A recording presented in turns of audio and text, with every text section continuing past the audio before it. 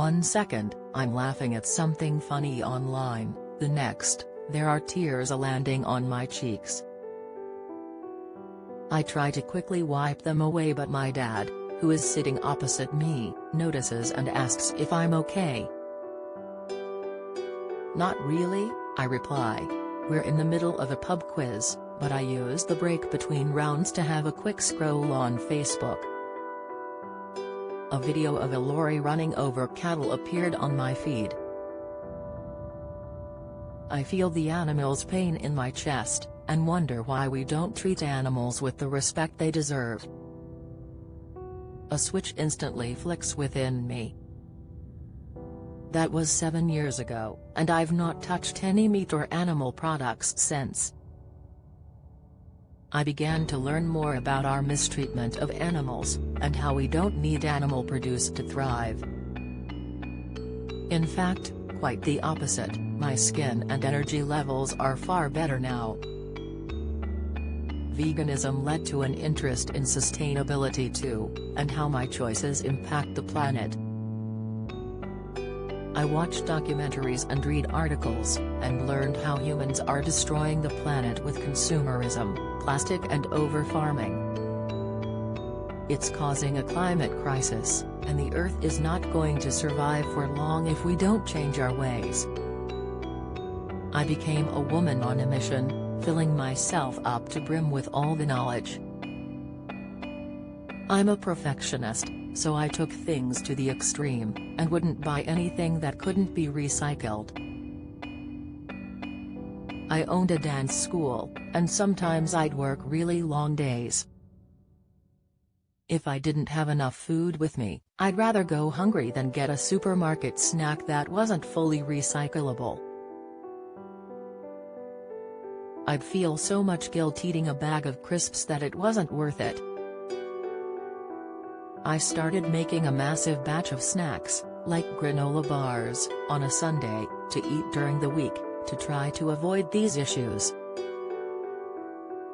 I started traveling on an electric scooter, and only used public transport if the journey was too long. I'd now like an electric car, but that requires some saving up. Feeling the pressure at first, I assumed that if people knew what I knew, then they would behave in the exact same way. I would lecture friends and family about their meat consumption and lack of sustainability, and even found myself getting into arguments. People began to avoid me. It got so intense, it began to affect my mental health. Just thinking about the planet made me teary. I was stressing myself out trying to be the perfect human, which is an impossible task. I realized I had to strike some kind of balance, and focus on what I can do to cause the least negative impact, rather than always thinking about what I'm not doing or can't control. Sadly, my dad got ill in 2020, and while he was dying, we had lots of deep conversations about my future. He could see how passionate I was about the planet and encouraged me to pursue it in my career. I loved teaching dance, but I didn't see myself doing that forever, so I used my savings to open Blackpool's first zero-waste eco-store, Undo.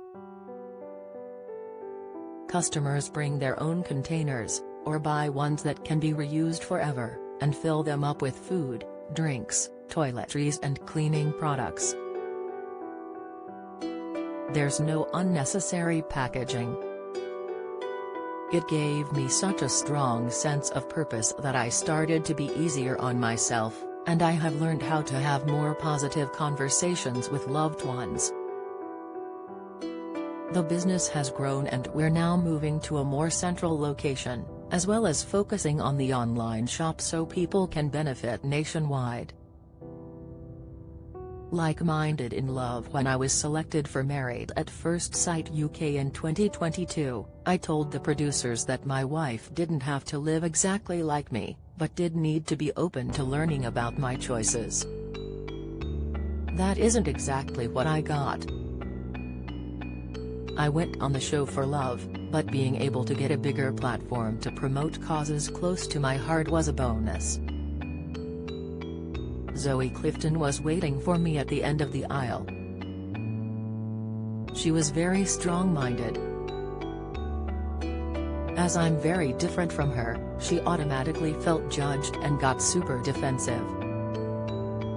Luckily, we connected on other things and realized it was worth working on our relationship. We are at a point now where we can have more open discussions, but Zoe still refuses to learn about the extent of animal cruelty, as I think she knows that will convert her forever.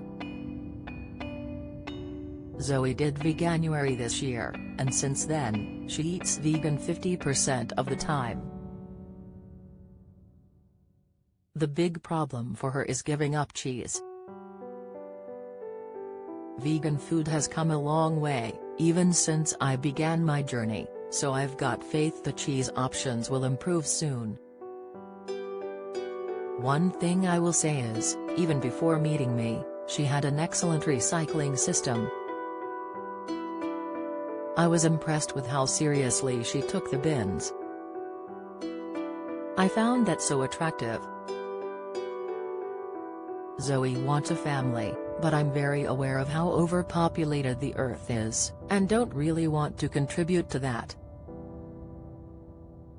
I also worry what kind of world we'd bring them into, but we're able to have open conversations about my worries, which I really value. I still sometimes feel powerless in the grand scheme of things, which is overwhelming. True change needs to come from world leaders, government policies and big companies, but I try to do my bit.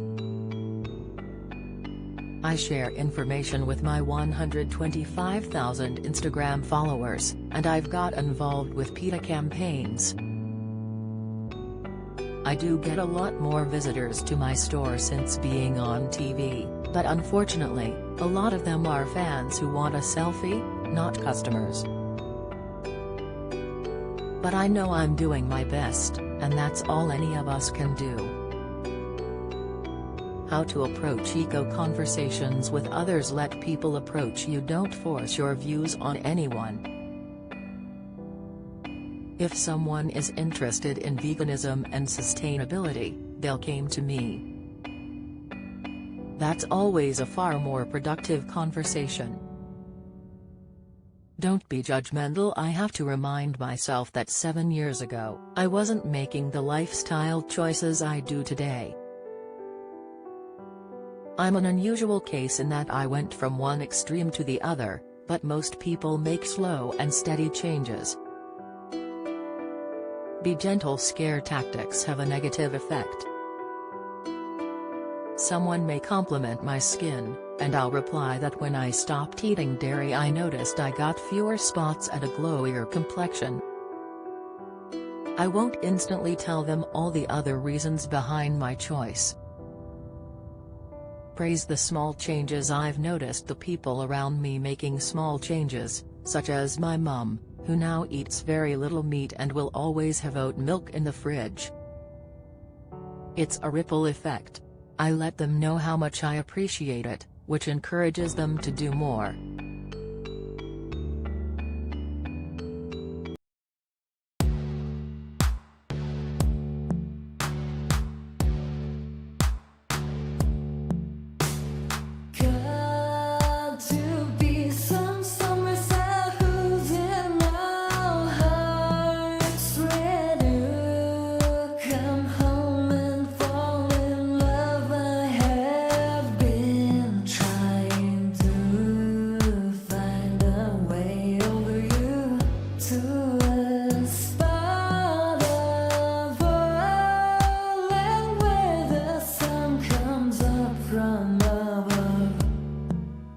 Now take